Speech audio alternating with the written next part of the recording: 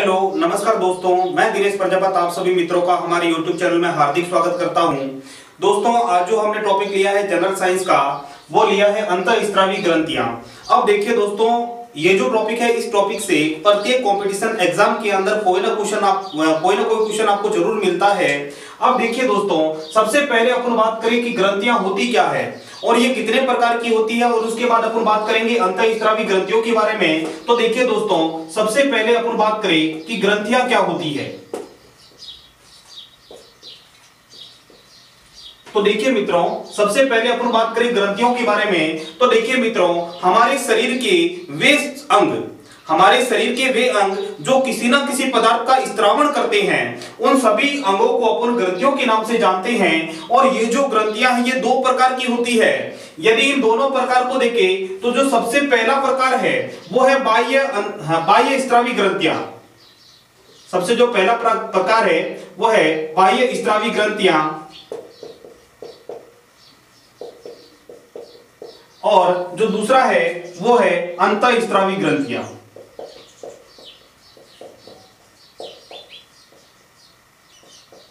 तो देखिए मित्रों, जो ग्रंथियां हैं वो दो प्रकार की है। पहली है बाह्य स्रावी ग्रंथियां और दूसरी है अंतःस्रावी ग्रंथियां।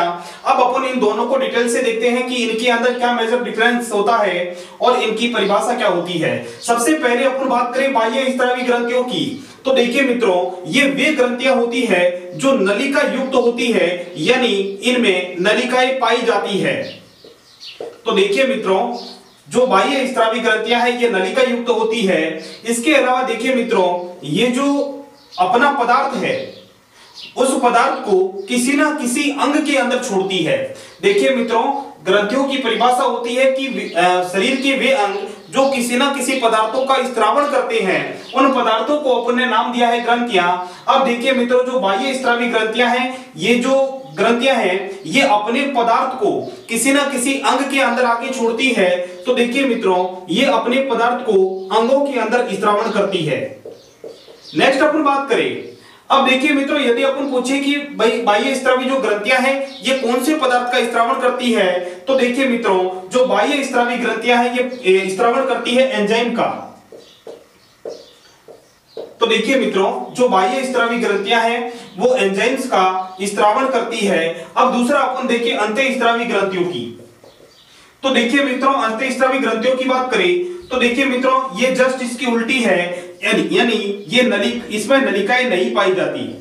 पहला हो जाएगा, इसमें नलिकाएं नहीं पाई जाती।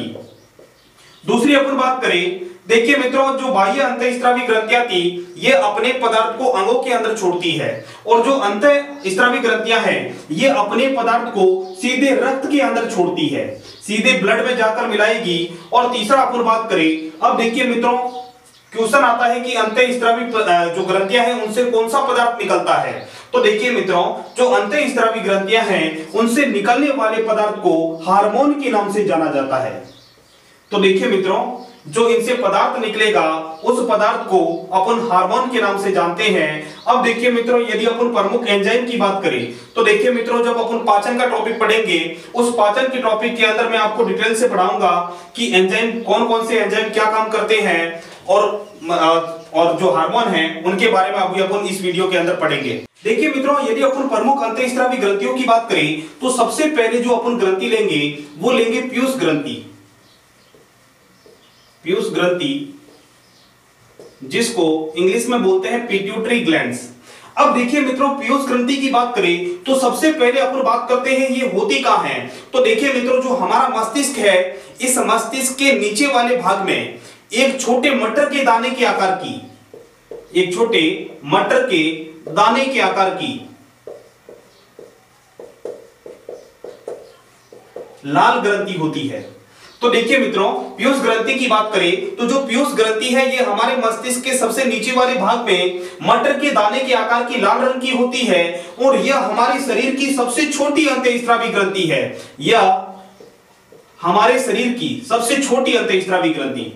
तो देखिए मित्रों, कई बार क्वेश्चन आता है कि हमारे शरीर की सबसे छोटी अंतःस्रावी ग्रंथि कौन सी है, तो उसका आंसर हो जाएगा पीयूष ग्रंथि। तो सबसे छोटी अंतःस्रावी ग्रंथि।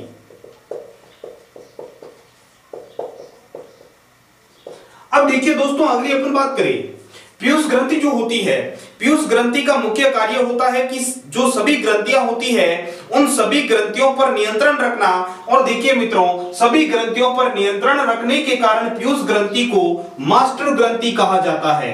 देखिए मित्रों, कई बार कंपटीशन के अंदर क्वेश्चन आया है कि मास्टर ग्रंथि के नाम से किस ग्रंथि को जाना जाता है, तो हमारा आंसर हो जाएगा पीयूष ग्रंथि। तो देखिए मित्रों, ये सभी ग्रंथियों पर अपना नियंत्रण रखती है और नियंत्रण रखने के कारण ही इस ग्रंथि को मास्टर ग्रंथि कहा जाता है। अगला अपन बात करें, अब क्वेश्चन आता है कि इनसे कौन कौन से हार्मोन निकलते हैं। तो देखिए मित्रों, पीयूष ग्रंथि से जो निकलने वाले हार्मोन हैं, उन प्रमुख हार्मोन का जो नाम है, वो सबसे पहला नाम है सोमेटोट्रोपिन हार्मोन। Somatotropin hormone. और देखिए मित्रों, जो सोमेटोट्रोपिन हार्मोन है, इसी हार्मोन का दूसरा नाम है वर्दी हार्मोन। अगली अपन बात करें, दूसरा हार्मोन हो जाएगा पिट्यूटाइन हार्मोन। पिट्यूटाइन हार्मोन। अगला अपन बात करें तो अगला हो जाएगा vasopressin hormone. Vasopressin hormone. Next बात करें तो हो जाएगा प्रोलैक्टिन हार्मोन। अगला बात करें तो ऑक्सीटोसिन हार्मोन।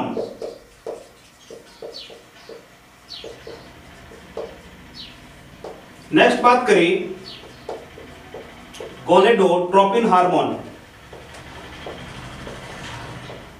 और लास्ट अपन बात करें तो वो हो जाएगा थायराइड प्रेरक हार्मोन। थायराइड प्रेरक हार्मोन। तो देखिए मित्रों, जो हमारी पीयूष ग्रंथि है, इस पीयूष ग्रंथि के द्वारा अनेक हार्मोन का स्त्रावण होता है।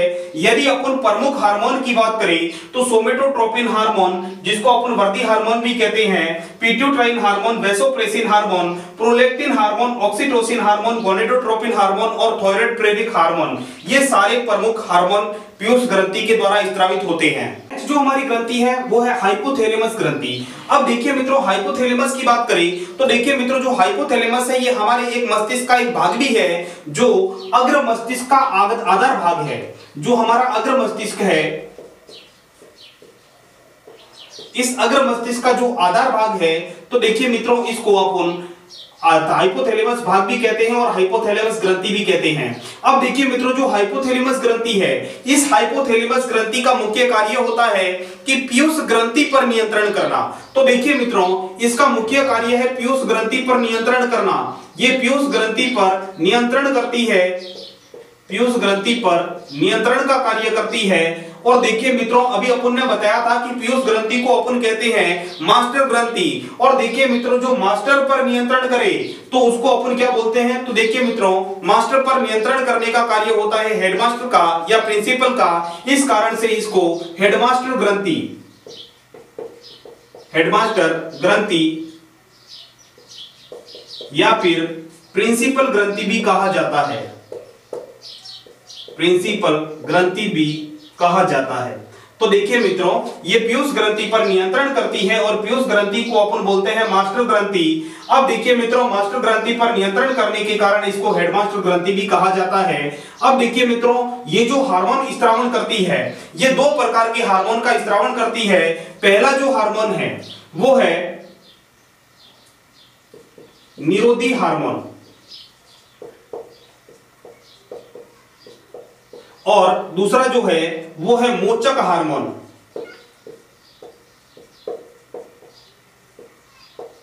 अब देखिए मित्रों, निरोधी हार्मोन क्या करेगा। निरोधी का मतलब होता है रोकना। तो देखिए मित्रों, जो निरोधी हार्मोन है, अब देखिए मित्रों, इसका काम होता है पीयूष ग्रंथि पर नियंत्रण करना। अब देखिए मित्रों, जब पीयूष ग्रंथि के अंदर स्रावित होने वाले हार्मोन जब ज्यादा स्पीड से स्रावित हो रहे हैं तो उस पर रोकने का काम करता है निरोधी हार्मोन। और यदि पीयूष ग्रंथि में स्रावित होने वाले हार्मोन धीरे कार्य कर रहे हैं तो उसको बढ़ाने का कार्य होता है मोचक हार्मोन का। नेक्स्ट अपन ग्रंथि की बात करें तो तीसरी ग्रंथि है हमारी पीनियल ग्रंथि। अब देखिए मित्रों, जो पीनियल ग्रंथि है, ये पीनियल ग्रंथि हमारे मस्तिष्क के अग्र भाग में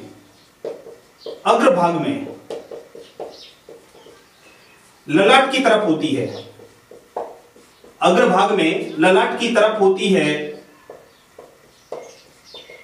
तो देखिए मित्रों, जो पीनियल ग्रंथि है ये हमारे इधर ललाट में पाई जाती है और इसी को शिव जी की तीसरी आंख भी जो कहते हैं, वो ये जहां पे खुलती है वहीं पर ये ग्रंथि होती है।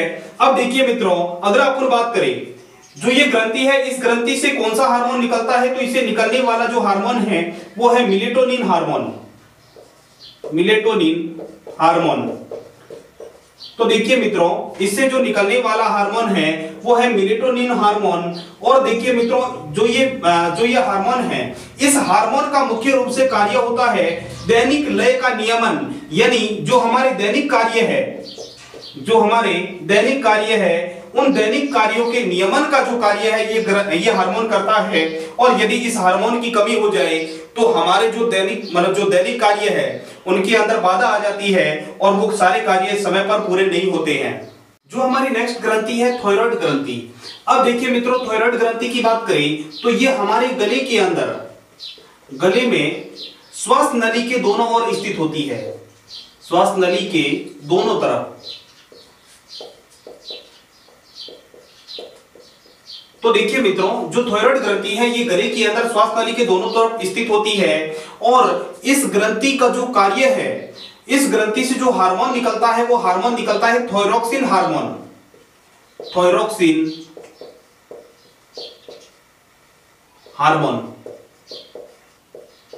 तो देखिए मित्रों, इस ग्रंथि से जो हार्मोन निकलता है वो थायरोक्सिन हार्मोन निकलता है और थायरोक्सिन हार्मोन का स्त्रावण जो होता है वो होता है एक तत्व के कारण और वह तत्व है आयोडीन। तो देखिए मित्रों, हमारे शरीर के अंदर आयोडीन की मात्रा जितनी अधिक होगी उतना ही थायरोक्सिन हार्मोन का स्त्रावण भी ज्यादा होगा। अब देखिए मित्रों, यदि अपन बात करें थायरोक्सिन हार्मोन की, तो जो थायरोक्सिन जो हार्मोन है ये कई सारे कार्य करता है। जैसे सबसे पहले तो अपन बात करें जो आरबीसी है हमारी, रेड ब्लड कॉर्पल्स। तो देखिए मित्रों, जो हमारी लाल रुधिर कणिकाएं हैं उन लाल रुधिर कणिकाओं की संख्या को बढ़ाने का कार्य भी ये करता है। इसके अलावा यदि थायरोक्सिन हार्मोन की कमी हो जाए, तो जब थायरोक्सिन हार्मोन की कमी हो जाएगी तो हमारे को एक रोग हो जाता है जिस रोग को अपन बोलते हैं गलगंड, या फिर जिसको बोलते हैं घेंगा रोग। तो देखिए मित्रों, जब थायरोक्सिन हार्मोन की कमी हो जाती है तो उस समय गला फूल जाता है और उस रोग को अपन बोलते हैं गलगंड या घेंगा रोग। और देखिए मित्रों, यदि इस रोग से बचना है तो बचने के लिए हमारे को ज्यादा से ज्यादा मात्रा में आयोडीन की मात्रा को शरीर के अंदर लेना होगा। और जब ज्यादा से ज्यादा आयोडीन की मात्रा हमारे शरीर के अंदर जाएगी तो थायरोक्सिन हार्मोन की जो स्त्रावण है उस स्त्रावण के अंदर वृद्धि होगी और ये जो रोग है, इस रोग को सही ये जो रोग है ये सही हो सकता है। अगली यदि अपन ग्रंथि की बात करें तो अगली ग्रंथि है पैराथायरॉयड ग्रंथि।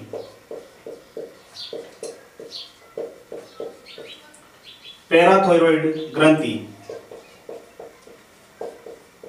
अब देखिए मित्रों, पैराथायरॉयड ग्रंथि की बात करें तो ये जो पैराथायरॉयड ग्रंथि है ये थायरॉयड ग्रंथि के पीछे स्थित होती है और इससे जो निकलने वाला हार्मोन है वो हार्मोन है पैराथॉर्मोन हार्मोन, पैराथॉर्मोन हार्मोन। अब देखिए मित्रों, जो पैराथॉर्मोन हार्मोन है इस हार्मोन का कार्य होता है कि शरीर के अंदर कैल्शियम व फॉस्फेट की मात्रा का नियंत्रण करना। तो देखिए मित्रों, ये कैल्शियम व फॉस्फेट या फिर फास्फोरस को भी बोल सकते हैं। तो देखिए मित्रों, ये हमारे शरीर के अंदर कैल्शियम और फास्फोरस की मात्रा को नियंत्रित करते हैं। और देखिए मित्रों, जब इस हार्मोन की कमी हो जाए तो कमी से टिटेनी रोग हो जाता है। तो इसकी कमी से जो रोग होगा वो होगा टिटेनी रोग। है अग्नाशय ग्रंथि, पैंक्रियाज। अब देखिए मित्रों, सबसे पहले बात करें अग्नाशय ग्रंथि की तो देखिए मित्रों, ये ना तो अंतःस्रावी ग्रंथि है और ना ही बाह्य स्रावी ग्रंथि है, यानी ये कोई एक सिंगल ग्रंथि नहीं है, ये एक मिश्रित ग्रंथि है। अब देखिए मित्रों, मिश्रित ग्रंथि का मतलब ये हो गया कि ये अंतःस्रावी के तौर पर भी कार्य करती है और बाह्य स्रावी के तौर पर भी कार्य करती है। यदि अपन बात करें इसके अंतःस्रावी के तौर पर तो देखिए मित्रों, अंतःस्रावी के तौर पर यह दो प्रकार के हार्मोन का स्रावण करती है। अब पहला जो हार्मोन है वो है इंसुलिन, पहला जो हार्मोन है वो है इंसुलिन और दूसरा जो हार्मोन है वो है ग्लूकागोन। तो देखिए मित्रों, ये दो प्रकार के हार्मोन का अंतःस्रावी के तौर पर स्रावण करती है। पहला हार्मोन है इंसुलिन और दूसरा है ग्लूकागोन। अब देखिए मित्रों, सबसे पहले अपन बात करें इंसुलिन की, तो जो इंसुलिन है ये अग्नाशय के लैंगरहैंस द्वीप, तो देखिए मित्रों, जो इंसुलिन है ये लैंगरहैंस द्वीप की बीटा कोशिकाओं के द्वारा, और जो ग्लूकागोन है ये लैंगरहैंस द्वीप की अल्फा कोशिकाओं के द्वारा स्रावित होता है। तो देखिए मित्रों, यदि अपन बात करें इंसुलिन और ग्लूकागोन की, तो जो इंसुलिन है ये अग्नाशय के लैंगरहैंस द्वीप की बीटा कोशिकाओं के द्वारा, और जो ग्लूकागोन है ये लैंगरहैंस द्वीप की अल्फा कोशिकाओं के द्वारा उत्सर्जित होता है। अब यदि अपन इन दोनों हार्मोन की कार्य की बात करें, तो ये जो दोनों हार्मोन हैं ये हमारे रक्त में शर्करा के स्तर को, हमारे रक्त में शर्करा यानी शुगर, शक्कर, तो देखिए मित्रों ये हमारे रक्त में शर्करा के स्तर को नियंत्रित करते हैं, शर्करा के स्तर को नियंत्रित करते हैं। तो देखिए मित्रों, इनका मुख्य कार्य होता है हमारे जो ब्लड है, इस ब्लड के अंदर शर्करा की मात्रा को या शर्करा के स्तर को नियंत्रित करना। अब देखिए मित्रों, जब इंसुलिन या ग्लूकागोन की कमी हो जाए तो हमारी बॉडी के जो हमारा रक्त है, इस रक्त के अंदर शर्करा की मात्रा बढ़ जाती है, और जिस कारण से हमारे को एक रोग हो जाता है, और उस रोग को अपन बोलते हैं मधुमेह रोग, मधुमेह, जिसको अपन डायबिटीज रोग बोलते हैं। तो देखिए मित्रों, जब इसकी कमी हो जाएगी इंसुलिन या ग्लूकागोन की, तो हमारे को जो रोग होगा उसको अपन बोलेंगे मधुमेह या डायबिटीज रोग। उसके अंदर क्या होगा कि हमारे रक्त के अंदर शर्करा की मात्रा बढ़ जाएगी। अब देखिए मित्रों, जब इस रोग को सही करना है, तो देखिए मित्रों इस रोग का कोई परमानेंट इलाज नहीं होता है, और इससे जो पीड़ित रोगी है वो भोजन करने से पहले इंसुलिन का इंजेक्शन लेता है। दूसरे अपन बात करें, ये तो अपने बात कर ली अंतःस्रावी के रूप में। अब देखिए मित्रों, ये मिश्रित ग्रंथि है, तो ये बाह्य स्रावी के रूप में, बाह्य स्रावी के रूप में जो हमारा पाचन है, इस पाचन के अंदर एक रस छोड़ता है जिस रस को बोलते हैं अग्नाशयी रस। इसके बारे में अग्नाशयी रस। तो देखिए मित्रों, जो हमारी नेक्स्ट ग्रंथि है अधिवृक्क ग्रंथि या एड्रिनल ग्रंथि। अब देखिए मित्रों, जो अधिवृक्क ग्रंथि है ये वृक्क के, देखिए मित्रों वृक्क यानी किडनी, तो देखिए मित्रों जो अधिवृक्क ग्रंथि है ये किडनी के ऊपरी भाग में पाई जाती है। और देखिए मित्रों, इससे जो निकलने वाला हार्मोन है वो हार्मोन है एड्रीनलिन हार्मोन, एड्रीनलिन हार्मोन। अब देखिए मित्रों, जो एड्रीनलिन हार्मोन है, इस हार्मोन के बारे में कई सारे क्वेश्चन आते हैं। सबसे पहला क्वेश्चन आता है, तो देखिए मित्रों जो एड्रीनलिन हार्मोन है ये व्यक्ति को आपातकालीन स्थितियों के अंदर नियंत्रित करता है। और देखिए मित्रों, आपातकालीन स्थितियों में नियंत्रित करने के कारण इसको आपातकालीन हार्मोन भी कहा जाता है, आपातकालीन हार्मोन। अब देखिए मित्रों, जब भी कभी संकट की घड़ी आती है, उस समय किसी भी काम को करने या नहीं करने का जो फैसला है वो इसी ग्रंथि के, इसी हार्मोन के कारण होता है। इस कारण से इसे करो या मरो हार्मोन भी कहा जाता है, करो या मरो हार्मोन, डू एंड डाई। और देखिए मित्रों, इसको संकट मोचक हार्मोन भी कहा जाता है, संकट मोचक हार्मोन। तो ये जो सारे के सारे नाम हैं, ये सारे के सारे एड्रीनलिन हार्मोन के ही नाम हैं। तो देखिए मित्रों, अगली अपन बात करें ग्रंथि की, तो अगली हमारी ग्रंथि हो जाएगी थाइमस ग्रंथि, थाइमस ग्रंथि। और देखिए मित्रों, जो थाइमस ग्रंथि है ये हृदय के ऊपरी भाग में पाई जाती है। जो हमारा हार्ट है, इस हार्ट के ऊपरी भाग में पाई जाती है, और इससे जो निकलने वाला हार्मोन है वो हार्मोन है थाइमोसिन हार्मोन। तो देखिए मित्रों, इससे जो हार्मोन निकलेगा वो निकलेगा थाइमोसिन हार्मोन। अब देखिए मित्रों, जो थाइमोसिन हार्मोन है ये बच्चों के अंदर ज्यादा सक्रिय होगा, बच्चों में ज्यादा सक्रिय होगा। तो देखिए मित्रों, बच्चों के अंदर जो सभी पार्ट्स का विकास है, तो वो विकास के लिए जो उत्तरदायी ग्रंथि है वो थाइमस ग्रंथि है। तो ये बच्चों के अंदर ज्यादा सक्रिय होगी। जैसे जैसे उम्र बढ़ेगी तो उम्र बढ़ने के साथ इसकी क्रियाशीलता कम हो जाएगी, और जैसे ही व्यक्ति किशोरावस्था को पार कर वयस्क अवस्था में आएगा तो उस समय ये पूरी तरीके से विलुप्त हो जाती है। देखिए मित्रों, जो नेक्स्ट हमारी ग्रंथि है वसन, ये केवल नर में पाई जाती है, केवल नर में पाई जाती है। इससे जो हार्मोन निकलता है वो हार्मोन निकलता है टेस्टोस्टेरोन हार्मोन, टेस्टोस्टेरोन हार्मोन। और देखिए मित्रों, इस हार्मोन का जो मुख्य कार्य होता है वो नर में द्वितीयक लैंगिक लक्षणों का विकास करना। जो द्वितीयक लैंगिक लक्षण हैं, इन द्वितीयक लैंगिक लक्षणों का विकास करने का जो कार्य होता है वो वर्षण ग्रंथि का होता है। और जो हमारी लास्ट ग्रंथि है वो है अंडाशय। देखिए मित्रों, जो अंडाशय ग्रंथि है ये केवल मादा में पाई जाती है, मादा में पाई जाती है। इसके अलावा बात करें मित्रों, इसके जो हार्मोन निकलता है वो हार्मोन निकलता है एस्ट्रोजन